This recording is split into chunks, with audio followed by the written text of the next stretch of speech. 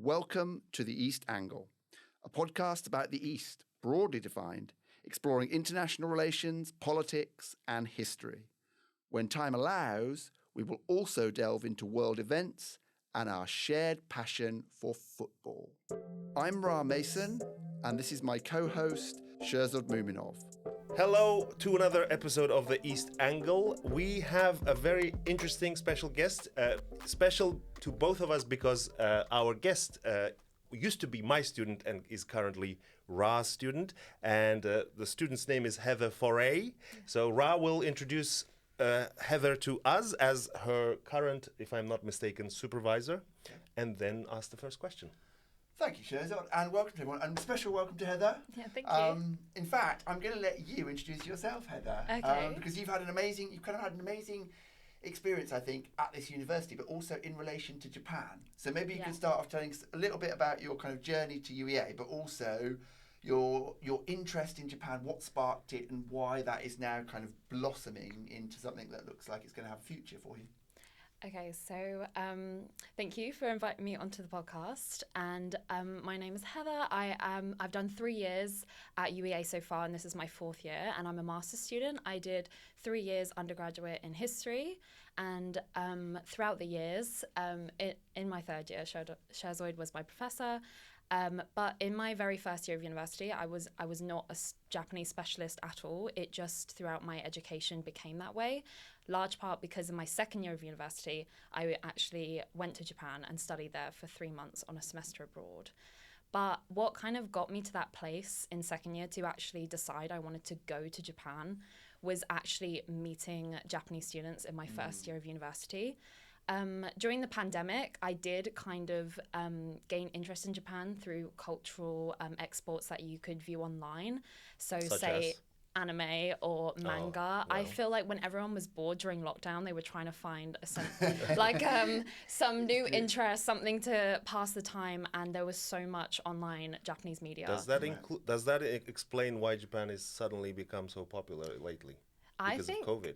I think definitely. I do think the pandemic has something to do with it, because during the pandemic as well, it was the Tokyo 2020 Olympics, and a lot of people. 2021 as it became. Yeah, 2021 it became, but I think there was already that gaining attraction, and a lot of people online, so much like TikTok especially as a social media platform. Something that Ra and I know nothing about. It's good to have the students and young person's perspective too on that. Yeah, for sure.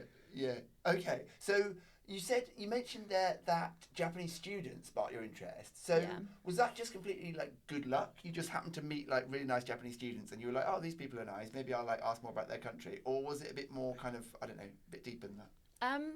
So how it actually happened was on my very first day of university, I went to one of the welcome events, during Freshers Week, and everybody was on the dance floor, and there was just one like student that I could see just standing to the side by himself, and I was like, what is he doing? He's wearing like a suit and like he's wasn't Hiro, was it? It wasn't Hiro, but so Hiro, for those who don't know, is my PhD student who likes to wear suits and ties. Yes. Lovely man. Lovely man. We might have him on one of the podcasts sometime soon. Yeah. But very similarly, there was a friend of mine wearing a suit just stood to the side and became my friend. And I was like, what is he doing? Like, he's not dancing. He's just staring straight onto the DJ. Yeah. And I decided I'm just going to go speak to him. I had a couple drinks. So I was like a bit confident. I was like, let me just go and speak to him. And I introduced myself. And like from there, he was just so amazed that someone had come up to him and like spoken to him. And he was just so pleasantly surprised. And then he was like, I'm Yuto. I'm from Japan. I'm from Tokyo. And he wanted to experience like what clubbing's like in the UK because I don't think he had done much clubbing back home. And then he was just, and actually after that freshers night, he got locked out of his flat and he didn't know who to contact because he couldn't speak very good English and he didn't know if there was a way he could contact the security, etc. So he was like, well, I've made a friend, so let me ask my friend. That's what friends are for. Yeah. So there's a lesson there somewhere, definitely. Absolutely. Yeah. So then I went and helped helped him get back into his flat, called the security, he got locked out, etc. And he was so grateful. And he was like, well, I've come from Waseda, and a lot of me and my Waseda friends are here at UBA this year, and I would love for you to meet them. Right. And just from there, I was just introduced to a whole massive friendship group that have grouped together and come to UBA.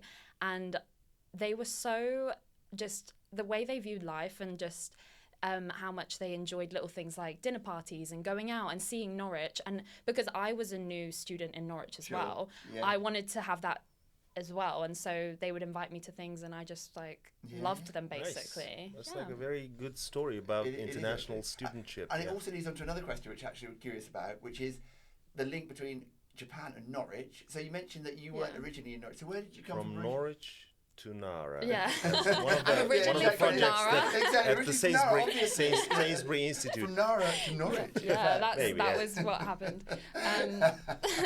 Originally I was actually, I did high school in Chelmsford in Essex. Right. But I actually had grown up in Southeast Asian, Hong Kong and then Singapore. That was my childhood. Okay. So my childhood was very international. And I actually went to Singaporean public school as well, which was really interesting. And there was actually a lot taught about Japanese history in primary school in Singapore. So that was also interesting. But there was lots of Japanese people and East Asians in Singapore. So it was something that it wasn't like I didn't feel comfortable, going. When I got to university, I was almost so excited to see all the different international students, because I was like, oh my gosh, there wasn't any of that in my high school. It was just 99% white people. So that is really interesting. Yeah. Well, you have this very unique experience, or not maybe the most unique, but you are one of the rare students I've met rare British students who go abroad to study. Yeah. So, it doesn't really happen. Unfortunately, it doesn't happen in Japan either. It used to happen a lot more in the 70s, 80s. So you're giving us this perspective about being a student, both abroad and also the perspective of your friend who became a student here and you helped them out. And I want to tie this to your topic of research. Maybe you can start by introducing a topic of research, which is soft power. And I think Heather's research is really interesting. But maybe can you tell us about the role of education and international education in supporting or in any way influencing a nation's soft power? Right. So I think education is extremely important. And I think in terms of soft power, that can often be overlooked, because people just usually subject soft power to just cultural exports. And I do think that is very important, because your initial interest in a country usually comes from, for me anyway, and probably most of my generation, is what you consume online, which is mainly entertainment. Let's maybe define soft power. Okay. That's so true. This is where you feel you're with your professors. But just for the sake of the listeners, what is soft power? So soft power is the ability to it's through attraction rather than coercion in terms of international relations. It's getting other countries to be attracted to you as a country without doing coercive measures such as military exercises, economic sanctions. It's through other means. And to do what? With what goal? So why do you apply soft power? What do you want to achieve? Because you said cultural exports. But then you went on to a discussion about stuff that isn't cultural export, which is really interesting. But again, what do you mean by cultural exports first? So that could be music, film, fashion. So anime, manga. Anime, manga, J-pop, even Japanese cuisine. I think that's been around, and also just the Japanese language. In the last 20 years, in the Oxford Dictionary, there's, I think, I'm sure that the Japanese language, besides Latin-based languages, is the most featured language in the Oxford Dictionary. Because of anime manga? Because just subjected to anime and manga, but I would say because the words are like sake, sushi, those type of words, and they are linked to cultural exports. Right. So that is what's having the greatest effect. Okay, then to go back to that question, why does a nation, or why should a nation state exercise soft power? What is the final end goal of using soft power? What do you want to achieve? I mean, you can give us examples maybe. Not necessarily just about Japan, in general. I think from cultural prosperity comes economic prosperity. And I think obviously that is one of the most important things for a country to have is economic prosperity, because that can translate into just having more power on the world stage. And also just having a perspective of the country will kind of make people want to do relations with you, and you'll become more trusted business partners and reliable as well. And that is really valuable, especially for a country like Japan, who has limitations in exercising the hard power, which is coercion and we military. will return to that. It's an important point. So right? that is why soft power is very important for Japan. Right. Yeah. But bang on. But you also mentioned, sorry, because we're kind of like coming at you with like multiple angles here. That's fine. But you mentioned like education as well then, because you were going to get into an interesting point about how it's not just cultural exports, which obviously are attractive, but also there's something about education that matters. So what was that point? So the reason why education matters is because when you have that initial interest that comes from cultural exports, you are now interested in Japan and you want to know more, then education comes in. And education's almost like the next step. It could be, the initial as well, like you choose to learn Japanese and you fall in love with the cultural exports later. Right. But a lot of people start with those cultural exports, and then when they learn about Japan, they learn about its history and its fascinating history, and how it's reinvented itself so many times. And also just learning about what, to be Japanese, what that truly means, what Japan truly is about. National identity. National identity, all the other yes. questions, yeah.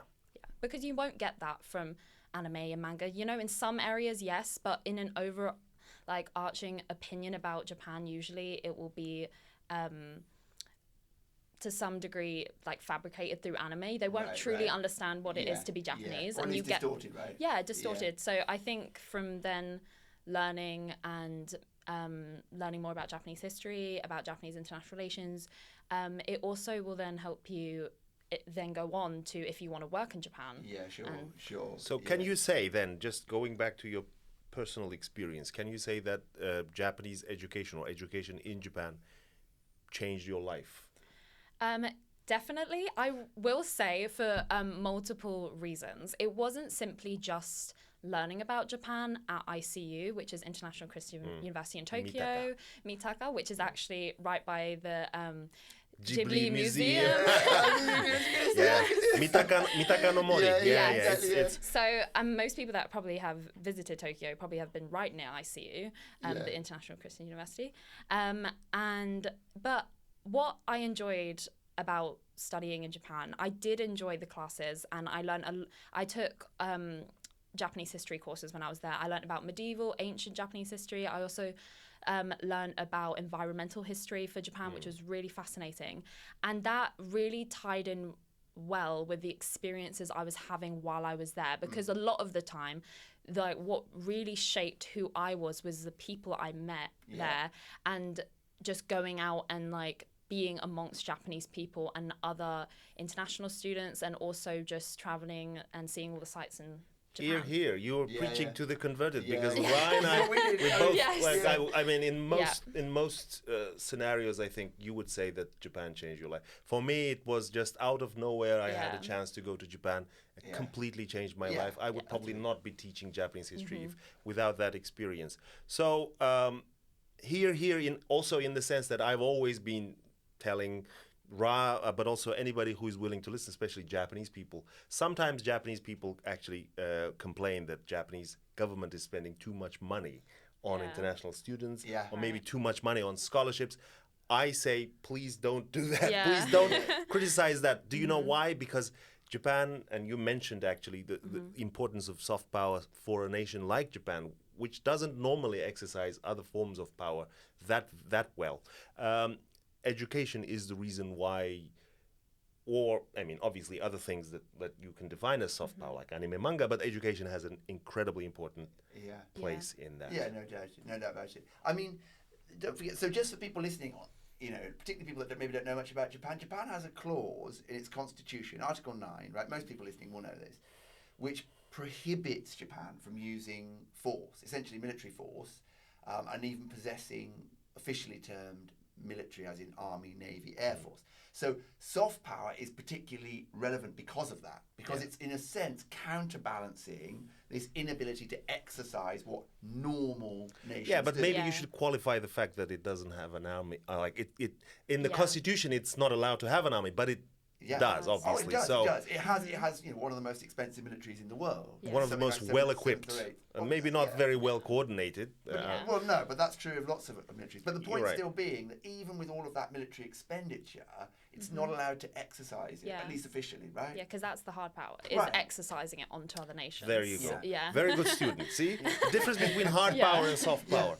Hard power is something that you exercise usually, and hard, usually when we think hard, when I was a student of IR, I used to think tanks, you know? Like, tanks are probably as hard as they come, you know? Whereas you have the soft things, soft as in less tangible, cultural products, education, football. Even football can be, the reason why so many people actually we'll get onto that later. We will get onto that later. I'm just kind of anticipating that.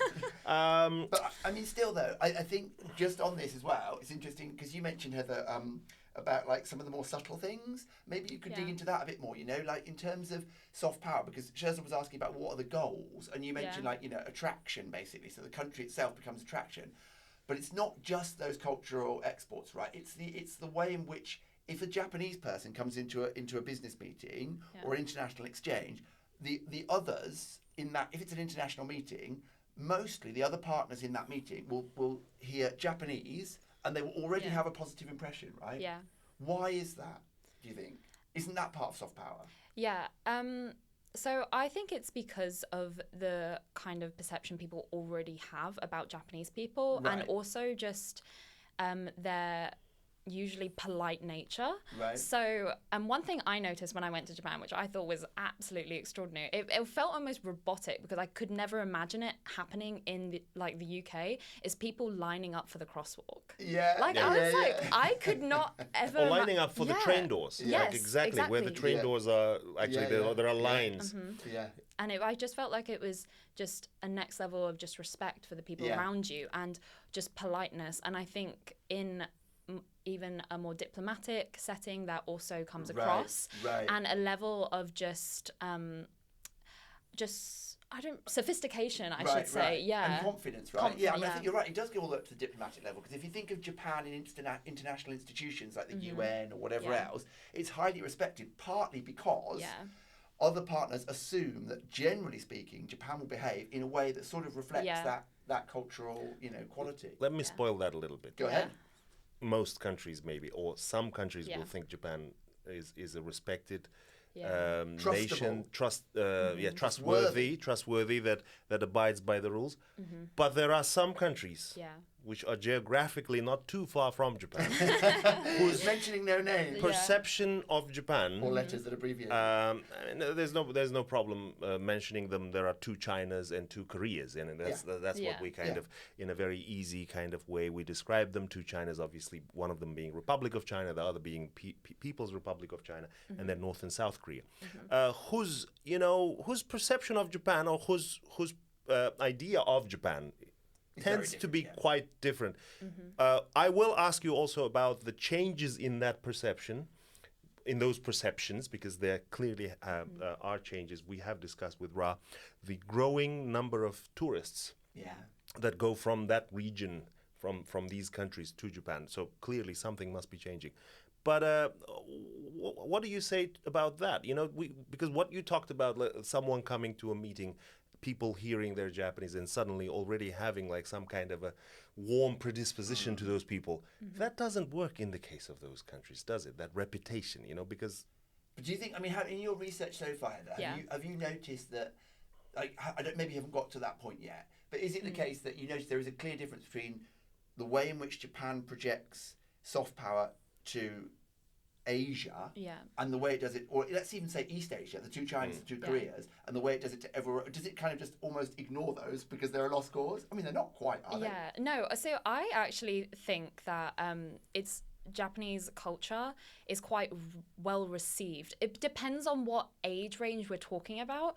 So I think a lot of the discussions about wartime memory and disputes over territory and stuff like this comes from older generations and older politicians who care about these topics and use it sometimes as a form of like power play.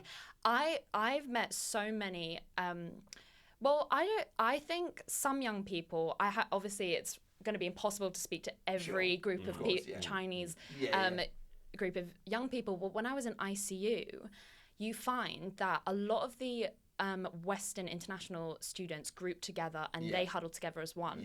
But then you look at the Chinese international students and they're amongst the Japanese people. Their best friends are Japanese. And they are indulgent in Japanese culture. And I think it's very well received. Even in... I recently helped my friend with one of their projects, and she was working with 6 other Chinese students, and all of them had one of them had Luffy from One Piece stuck a massive sticker on the back of his computer. And not to say that means that he has this pro-Japanese stance, but still he's appreciating and appreciating Japanese culture. And through that people-to-people exchanges, which I saw when I was in ICU, like in the heart of Tokyo and at a university, all of these young people are, their best friends are Chinese, and which is very hopeful. Because you think if you look at opinion polls, quite often this is like national opinion polls in China and Japan, which would take all age cohorts. They would say that there's quite regularly more than 50% of polled participants on both sides will tell you that they think China and Japan will be in a war, an actual hot war in the next 10 to 15 years. And also in Japan, people think that there will be a war with China at some point. Yes. That's what I mean, on both sides of the divide. So that is very encouraging. Yeah, and I think as like when these people, and I mean, I don't want to make a generalization, but I think a lot of Chinese international students that are studying abroad are the people that then will go on to government level, diplomatic level, business level jobs. And if they've had all of these nostalgic, positive feelings to do with Japanese people, it will be very hard for them to kind of disconnect from those memories and follow on. And because it isn't a way for them uncool to just go along with what their elders are saying. They've had all of these cool young experiences, meeting Japanese people, indulging in the culture, and that will translate in some respect when they go on to these diplomatic and government level jobs. Again, the importance of education, which we talked about. And also, it's not just education. Ra and I, in previous episodes, we've talked about, for example, the number of tourists. Can you guess, Heather, in this ever-growing number of foreign tourists in Japan, last year I think there were 41 million tourists who visited Japan. Who were the biggest national group? So which country sent the biggest number of tourists to Japan? I would have originally guessed China, but I'm in the midst of my research. I've looked up. You can read Sherzod's mind. You're looking at exactly. I've read your mind now. Good student. South Korea. Yes, correct. And this is something I didn't expect either, because you see a lot of Chinese tourists in Japan. You also see a lot of Chinese students. So any university you go to, and professors too, quite a lot of professors, but the number of foreign students, if you take the total number of foreign students, a big chunk of that and a growing chunk of that will be Chinese students. Specifically also because some of the latest developments, COVID, and all this like cost of living is getting higher everywhere, not just in Europe or in America. And most recently, Trump, who said Chinese students aren't welcome in this country. So, it's cheaper to go to Japan. It's also easier because closer, geographically closer, but also culturally it's easier for a Chinese person to learn Japanese for obvious reasons, for Chinese characters, etc. Maybe kind of historically also, that Sun Yat-sen studied in Japan, Rojun in Japanese, one of the most famous Chinese authors, studied in actually Sendai at Tohoku. So it is kind of coming back in a way that lots of Chinese students will also go to study in Japan. And South Asia as well. Yeah. You know, you get huge cohorts now of Nepalese, increasingly of Indonesians, other Southeast Asians, all as part of a way of kind of trying to incorporate more workers into the labour force, apart from anything else. I guess I'm not entirely. I think there is. I mean, this discussion makes it sound like soft power is the beginning and end of everything, Yeah, right? And it's the just best kind of, thing you know, ever. Exactly, it's sliced bread. I mean, if I was to play devil's advocate, I would be a bit like, yeah, but a lot of this stuff is less about soft power and more about just some very hard material needs, like the fact that Japan needs an increasingly young labour force because it's such an ageing population. Yeah. So that means it's actually deliberately like trying to get immigrants in, albeit in a very controlled way. And then for the tourists, I mean, that's true. But again, that's something that Japan has tapped into as just a source of revenue. So it's more about like economic, advantage rather than actually soft power. That's a good point to take a break. Okay. Because Ra has just kind of wrapped up our first part of our podcast. We'll be back and we will discuss not just soft power, but also some other things. So a quick break.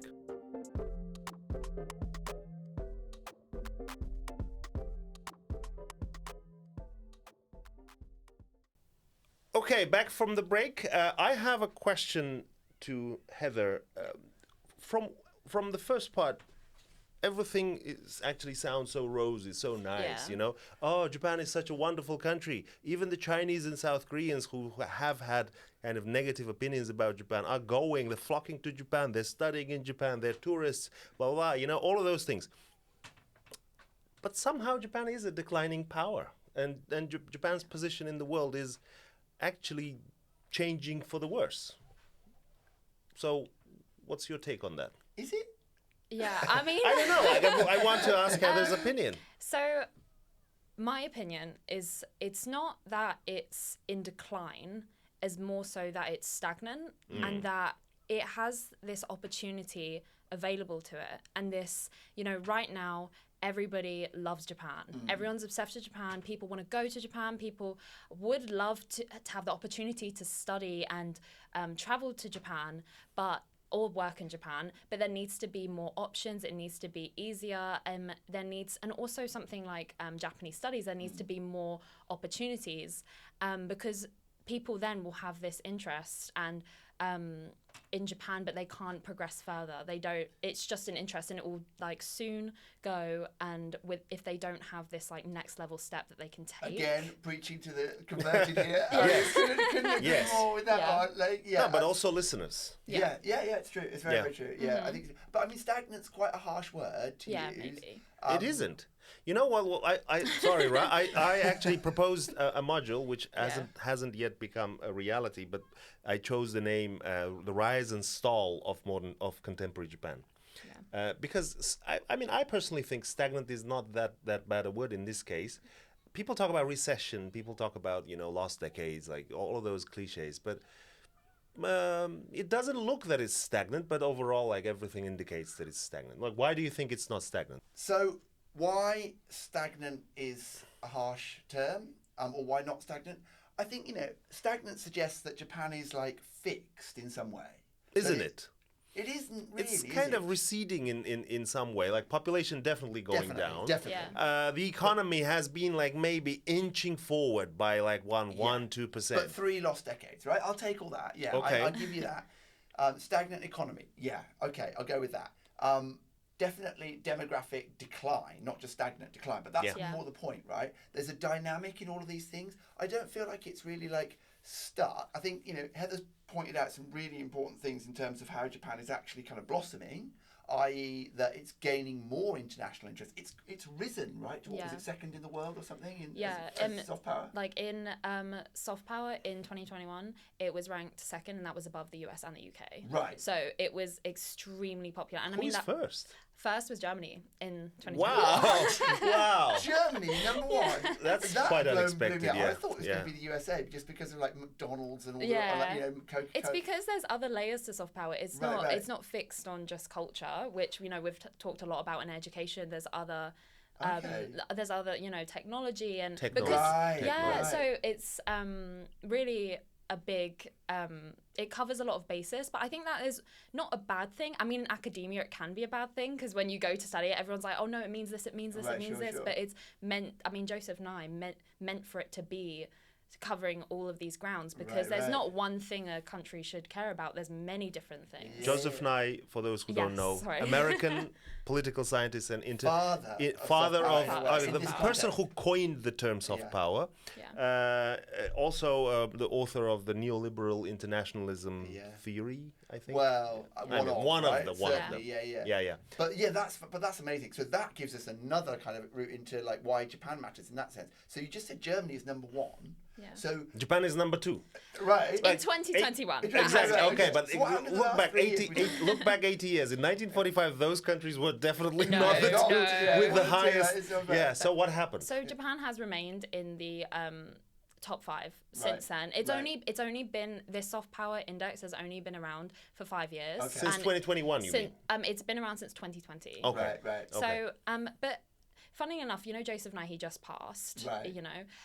The foreign minister of Ishiba's cabinet actually, when asked about it, a reporter asked him about Joseph Nye, and he expressed very kind condolences and said, as the foreign minister, I will continue to be guided by Nye and use soft power diplomacy. Wow. Yeah, Wow. in a press That conference. is- that is- I don't know Yeah. about the foreign minister, but there's certainly one ambassador who Heather will tell us about, who is actually, without even going to, without mentioning Joseph Nye, Yeah. is actually implementing soft power quite well. Oh, Can you right. tell us about this ambassador? Yeah, so in the UK, I'm sure many of the viewers would have already seen might have media been. online about him.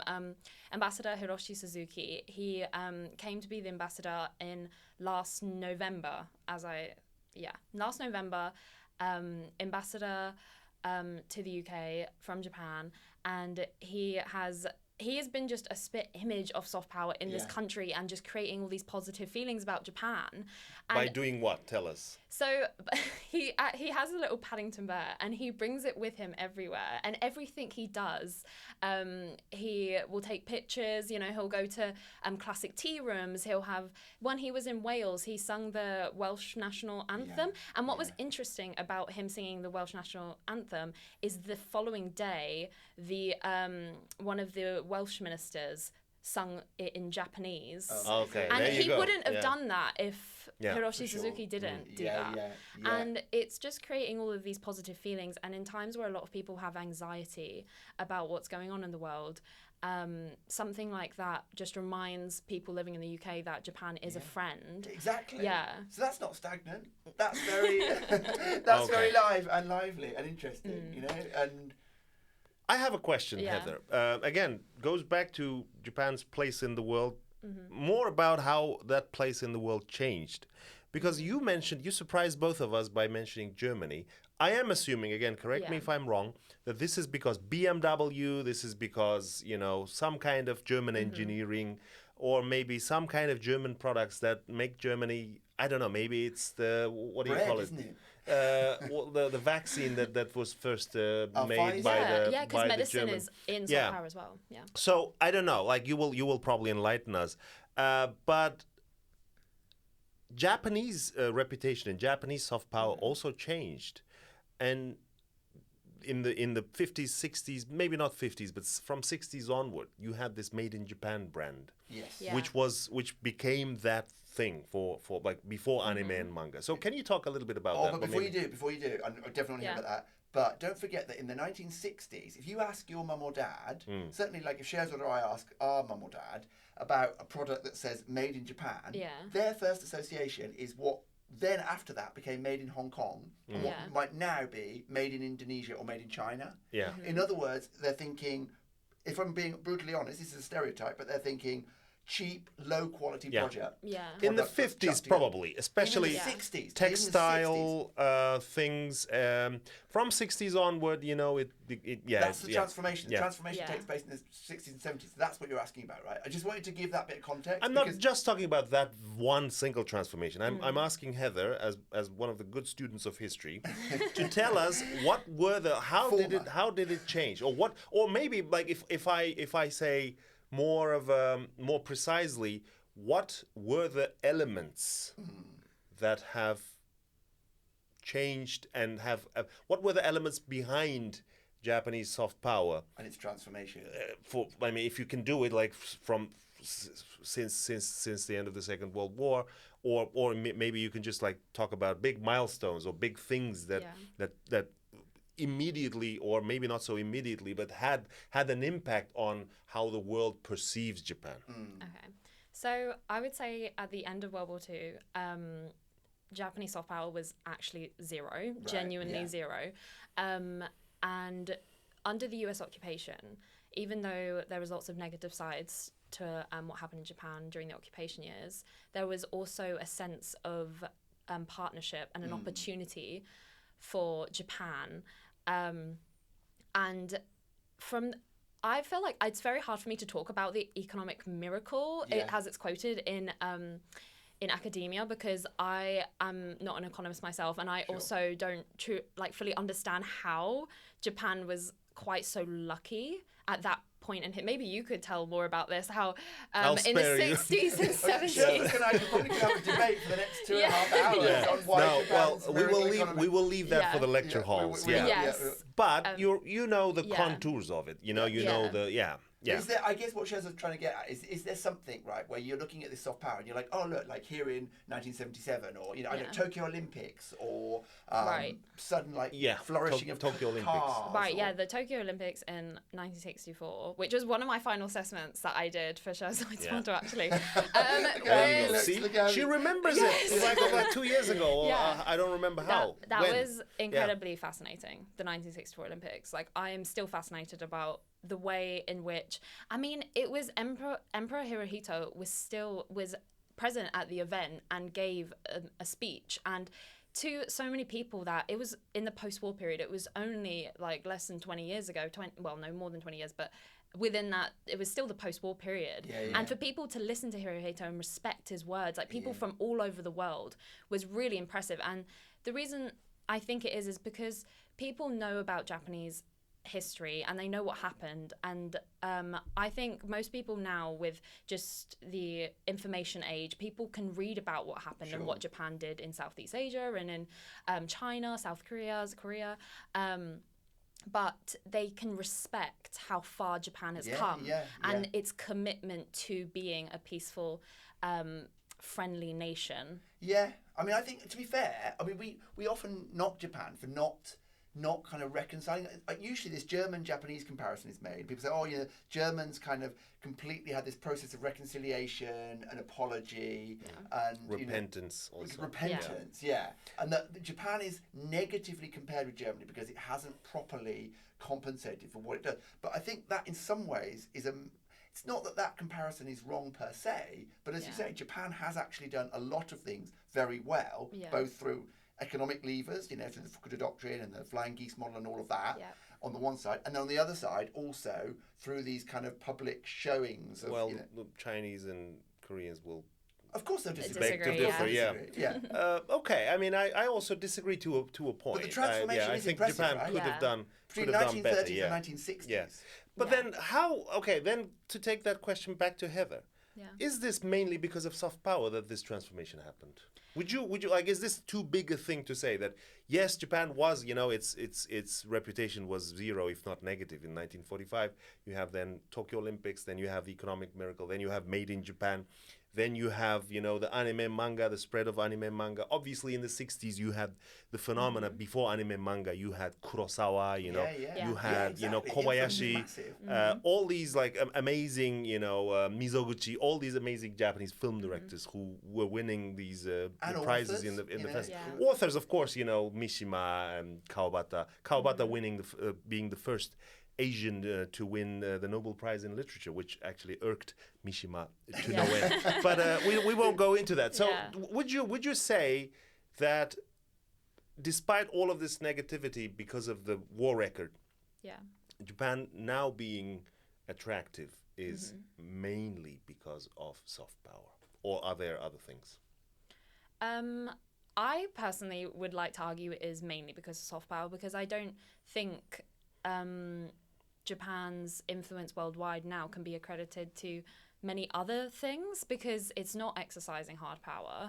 And again, because soft power is such a broad term that covers loads of different bases, you know, education, medicine, culture, just international exchange, just people to people, like something like the Japanese, you know, the JET program. Right, yeah. So something like this, which came about. Tell us about JET program. What is the JET program? Not everybody knows. So the JET program is does it start with Japanese English teaching program? Yes. Yeah. Yes. Yeah. And because I always call it JET, so I'm just like everyone calls it JET. Yeah. So it was something that was it Japan an exchange? I should know things. I was a JET. JET. Japan exchange teaching program. It's because everyone knows it as JETs, and we call each other JETs and whatever.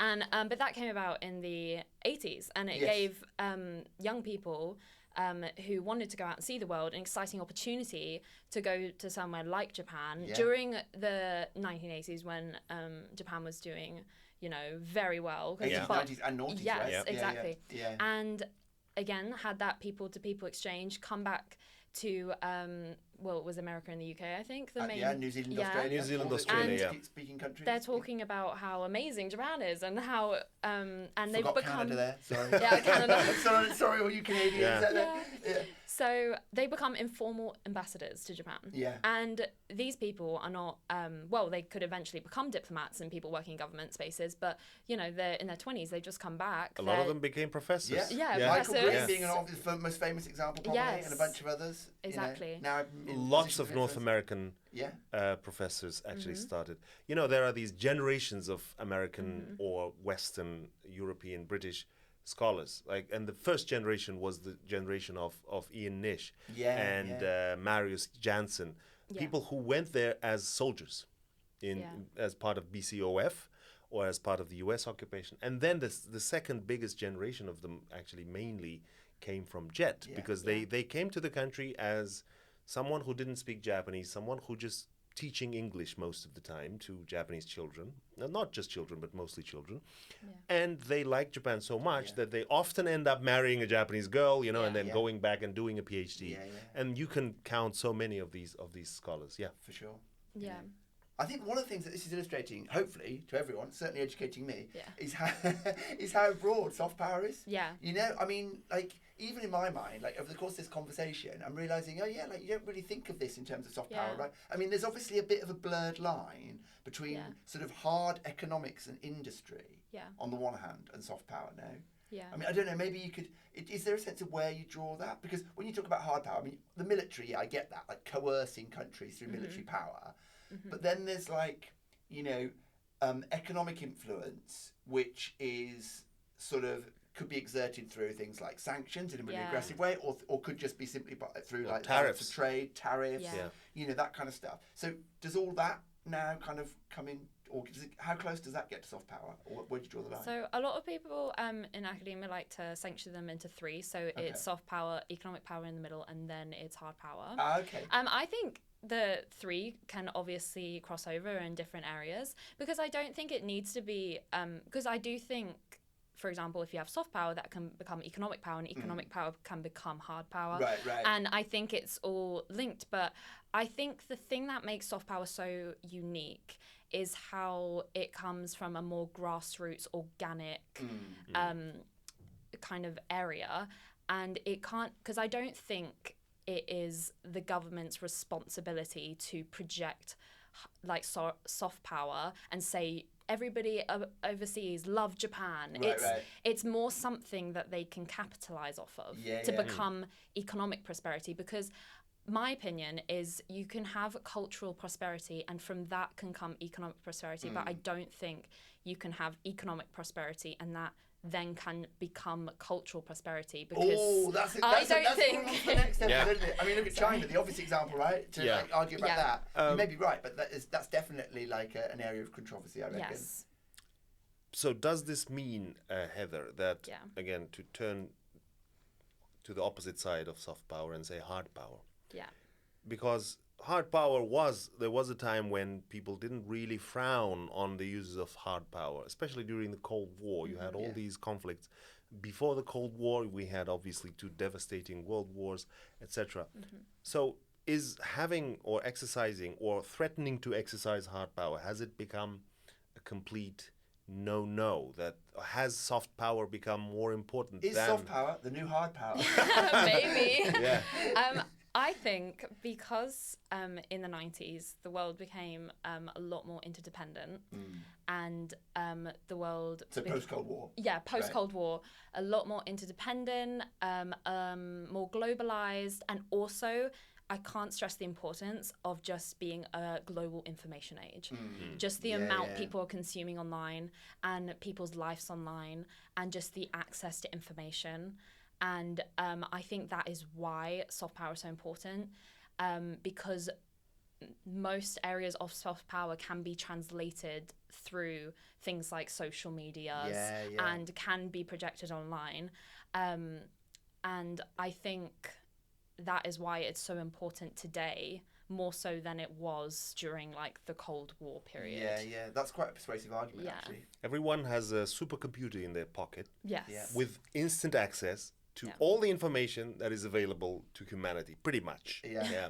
And that is something that we... And the rest of it is hidden somewhere in the depths of my brain. Yeah. Exactly. Simply because we've lived through it, Yeah. it doesn't sound as monumental, but it is as monumental. People have been talking, about AI as being almost equivalent in importance to the invention of the wheel, or to discovery of fire. Yeah. I think internet overall is that. I mean, we haven't really kind of taken stock of all of that. AI, of course, is part of that revolution in a way. Although there is one thing which is more important even than AI, and that's football. Yeah. Of course. In our Which- final Yes, section, football. After this, we'll take a short break, and we'll break. come back and we'll discuss what you can see football about or it. sport in general, yeah.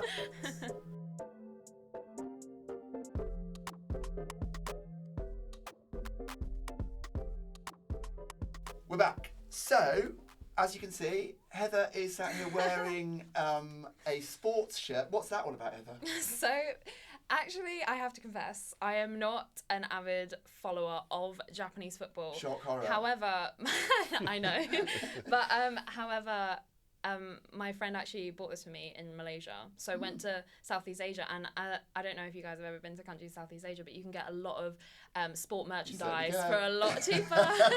And also, it's just a very I nice bought shirt. this T-shirt actually in Singapore. A lot of people look. Oh, really? So yeah, on a holiday in Italy, two of the waiters actually asked me where I was from, reading the Russian words on this, and one of them turned out to be Ukrainian, and another turned out to be Georgian. I said, I'm not Russian. I'm like, are you Russian? Yeah. But they didn't know that this is a Uniqlo T-shirt, Yeah. Japanese company, which I bought in Singapore. So Yeah. go to Southeast Asia for T-shirts. And I feel gutted that I didn't wear a t-shirt to today's Yeah. session. Well, Should I somebody say- has to look smart. Well, Somebody thank has you. to look Do my smart. best. Yeah. I mean, so I'm just kind of curious about actually speaking about all these different nationalities and messages. There's a lot of talk now in Japan about particularly mixed race sports people, and the kind of treatment they Examples? get. Yeah, so Naomi Osaka. Yeah, Naomi Yeah. Osaka, Darvish Yu, Zion Suzuki, the Right. goalkeeper. Right, Yeah, there's a Zion whole- Suzuki. A whole bunch of different players in different sports. Volleyball as well. I know you're Yeah. more of a volleyball player. Yeah. So, what do you make of that, Heather? Is it just like that Japan still has a problem incorporating foreign sports players into their teams, or is it just because it's just a slow process of people get used to it, or what? Is there still an issue there? I'm not entirely sure, but I think from my perspective when speaking to Japanese people, mixed Japanese people specifically, is that they feel like not fully accepted. However, if you're contributing and that is explicit, and for sports stars that is very true. It's you're more likely to be given the pass, basically. Right, yeah. I mean, I feel like, especially in Japan, that if you are doing well, Naomi Osaka being a great example, Yeah. you're an absolute hero, and everyone is like lapping you up. But the moment that you do something controversial, Yeah. But you that's get added true. attention. That's true about pretty much anyone. Remember what Romelu Lukaku said? Oh, You know, yeah. when I score in Yeah. the World Cup, I'm the Belgian player. Or Mesut Ozil. Yeah. When I screw up, Yeah. I'm the immigrant. Yeah. Same with Mesut Ozil, right? yeah, He's German yeah. when he does well. He's Turkish when he does Yeah, badly, yeah, right? exactly, exactly. But still, yeah. Sorry, go on. No. I mean, I really am fascinated by the connection between sport and soft power. I think Yeah. this country is liked for various reasons around the world, but one of the big reasons now is the Premier League. Yeah. And the reason that the Premier League is the richest, the most competitive, most watched league in the world actually adds to British soft power, I think. Yeah. We could go from 3 to 2 in a year. Yeah. In the Japanese case, obviously few people watch Japanese football unless you're in Japan, or like if you're from Uzbekistan like me, you will watch Japan play your national team Right. within the AFC. Right. But Japan has traditionally been very, very strong in football. But one point I always make is that, and again, like, feel free to disagree. I think sport is kind of a new way of international warfare. Because, or especially if you look back into Japanese history, you look 125 years back into the two very important wars that made Japan into a regional power. Sino-Japanese talk War about, was the Japanese War, first yeah. Sino-Japanese War, 1894-95. Then 10 years later, you have 1904-1905 Russo-Japanese War, in which war became national sport. People would buy newspapers. People who never bought newspapers, people who often even couldn't read very well, would wait for the evening edition of the newspaper just to see how are our soldiers doing. And from then on, obviously in the 30s, newspapers made a lot of money.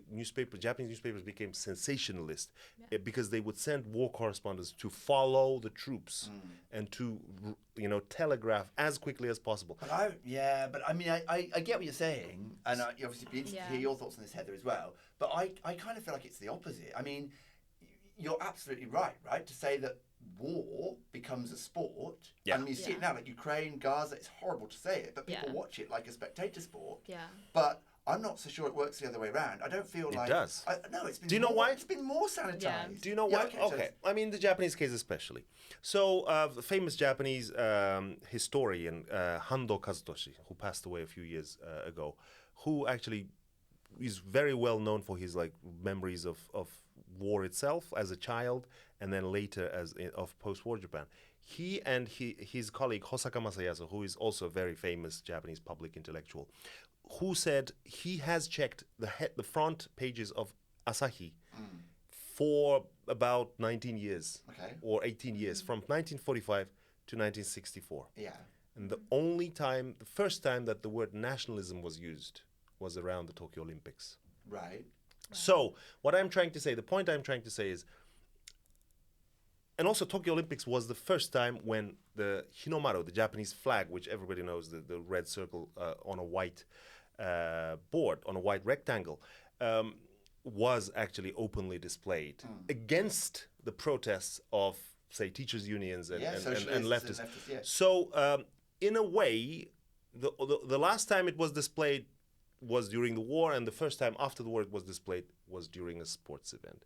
In a way, I mean, the point I'm trying to make is that sport often gives legitimate or acceptable valve through which people can let out their nationalism. Okay. But isn't that a way of avoiding conflict, of avoiding war? Yeah. It is. You know, I'm not. I mean, and it's a good way because it kind of replaces in people's minds. For Committing example, violence, right? yeah. For example, you look at the World Cup. Yeah. And your nation is playing against somebody else. And even people, I remember my mother, for example, when Uzbekistan is playing, my mother didn't care about football one bit, or didn't really fully understand it either, the rules of the game.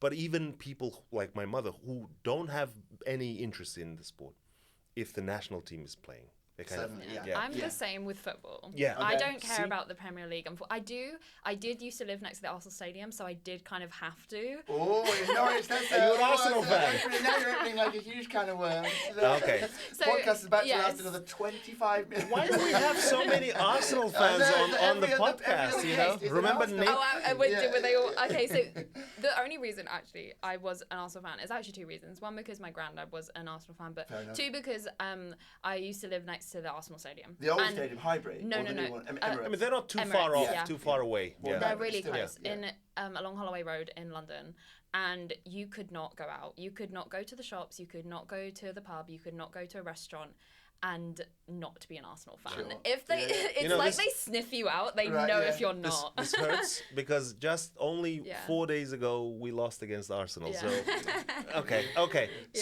So Sorry. we But- keep distracting you. Yes. However, I do not keep up with Arsenal, and I, you know, this might be again. Defending But yourself, however, But national team. but national team, I love the Euros and I love the World Cup. Yeah. But I don't watch it because I'm hating the other countries. Right. I'm watching it because I just think it's. You're loving your own. Yeah. That's I positive mean, nationalism. That's the yeah. definition It's of positive nationalism. patriotism. It's Yeah. Positive Yeah. nationalism, yeah. Well, but there's a big difference, right, between patriotism Yeah. and nationalism of any kind in one sense. Patriotism is a form of nationalism, right? I'm sorry. Yeah. This is like chocolates and sweets, right? Okay, okay. All Yeah. chocolates and Okay, sweets, but only, no argument. Yeah. But I don't think, in a sense, there's any form of like real hard power behind it because, I mean, there's that saying that is quite popular online at the moment where they're just like, oh, can't we just put both of the leaders in a boxing ring and see what Oh, yeah, happens? yeah. Because I don't think there's any sort of,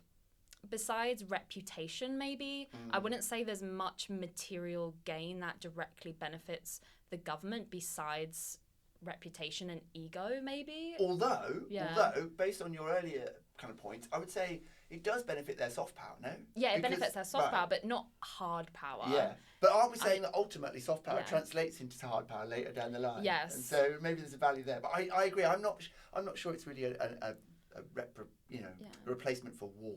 No, Yeah, well, I mean, I probably should have. I mean, this is my bad English, if anything, because no, it's not a replacement for war, but it's it actually does serve a function that lets you let off some steam and lets you release some of your nationalist feelings. And again, nationalist doesn't always mean necessarily bad. Nationalist feelings or your love for your country or your feelings for your national team or for our boys, be those the boys who are like boots on the ground boys or be those the boys with or girls like in the case of Lionesses with football running around the football pitch. So yeah, maybe not a replacement, but there's like a way to manifest your national feeling. Like, this is an idea to put out there. So, if, like, I mean, a lot of the British national team are people from other countries and, like, immigration, like families from immigration. If England went on to win the Euros and to win the World Cup, and their team was just full of just immigrants, like no white British nationals, would you see a massive shift in the anti-immigration in this country, which is happening at the moment? Yeah, I don't know. It's weird because in a strange way, this is also why sport is kind of interesting because national sports teams, and again, this is why the case of Japan is interesting because, like in Britain's case, people expect the national sports teams to be full of different ethnicities. Yeah. Whereas somehow, at the same time, they'll then turn around and be massively anti-immigrant out of nowhere. Yeah. Whereas in the Japanese case, this is why it's sort of interesting because there's a tacit, gradual acceptance of some pure blood Japanese, but it's not the same expectation. There's this weird double standard. No? Unfortunately, I mean, I wish what you're saying was true, but these narratives have been kind of detached from one another, and also like many cases, those narratives are also detached from reality. A lot of the big problems that are being whipped up by the right-wing press or by some right-wing people about whom Ra and we've been talking recently. These people are creating, in my feeling, I mean, they are creating not completely out of thin air or artificially, but they're actually bringing to the limelight these issues which are certainly not as bad as for example, the number of boat people. Somehow boats became this big thing, whereas the country is experiencing economic problems. People are like going to food banks, and nobody wants to talk about that. Suddenly, boat people and the immigrants, or like non-white people, or like it's always easy to find a scapegoat. I mean, I wish it was like that, but I also have to make this one point, because this kind of always enrages me, because people who are typically racist, most of the racist stuff that I hear or often see online actually talks about, I'll give you an example, in the post-Soviet space or in the Russian-speaking space, anytime, say, the French national men's football team plays, there will always be a smart arse somewhere in the comments who will say, this is African national team, not French national team. So, and again, if France loses, they'll say, "Oh, it's Africa Division 2." So, in one respect, this is kind of the you could probably not justify, but explain it by saying, "Oh, this is how these people understand nationality." Because in the Soviet Union, nationality doesn't mean passport. Nationality means ethnicity. Yeah. So, if somebody asks me, what is your nationality? In Russian, nationalность, the word nationalность actually means my ethnic belonging, not my passport. So, I mean, my nationality and ethnic belonging actually coincide. So I have an Uzbek passport and I'm Uzbek ethnically. But what if you're not, say, what if you're a Tajik ethnicity person who lives in Uzbekistan? So that's when things become, so for these people, if you're black, you by definition can't be French. So their understanding of nationality is really different. But then that is used to attack people racially. So I don't know. Make of it what you will, but that is one of the ways in which I think sport could unite. Unfortunately, I mean, I wish it were the case, because even in the England team, you have all these, children of immigrants, people whose parents or whose grandparents or great grandparents were born elsewhere. Okay, I mean, I think this is a good point. Yeah, the very heavy topic. I agree, definitely. We will express a hope that sport will continue to unite people, I guess. And on that note, let's get Heather's final hopes, thoughts, questions. What are you going to finish this session with, Heather? So I think recently we've seen a lot of countries shift to prioritize more hard power, and that has created a lot of anxiety amongst just the general public. But I think it's actually a really wonderful thing when you have a country like Japan projecting soft power and we're all consuming it, and we have it. For example, the ambassador Hiroshi Suzuki, and the amount of positive feelings, and to feel like in the international landscape, England has a friend during a depressing time. During times of hardship for a lot of people. A friend that's one place ahead of it. Yeah. Yes. Oh, I know. I think the Brits should be more unhappy about Germany being first, not that's just true. Japan. Yeah. We should. The Germans. Yeah, the Germans. Well, maybe we can dissect that on the next podcast. Yeah. For now, I'd like to thank our fantastic guest, Heather, Thank you so and my much. co-host, Sherzod. Thank you, thank Ra. you, guys. Thanks, Heather, Thank for a very informative and very interesting talk. So, Subscribe. If you're watching us on YouTube, and if you've watched up to this point, you probably are already a subscriber, but please watch, subscribe, share with your friends on your social networks, and until the next one. This podcast has been produced with support from the Faculty of Arts and Humanities at the University of East Anglia, UEA. The hosts are grateful to the UEA media production team. Technical assistance has been kindly provided by the technicians at the UEA Media Suite, who have also engineered and edited this episode. The views expressed in this podcast belong solely to those who express them and do not represent the views of the university or its affiliates.